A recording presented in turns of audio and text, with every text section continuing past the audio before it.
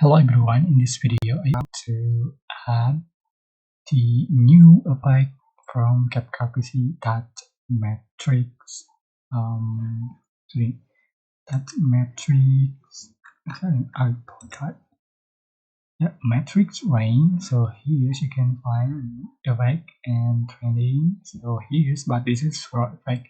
You have to join for first to be able to use this effect. So go to media and select or import your videos or photos that you want to edit in the function pro. You can select one photo and go to pack and download the metric rain and add to the track. And now you can see for the final result like this. You can adjust for the effect right here for the atmosphere, blur, color, rain, size, and now also speed.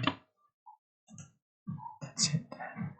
I hope this tutorial is helpful for you. Don't forget to like, comment, share, and also subscribe. If you have any questions, please write in the comment section below. Thank you so much for watching.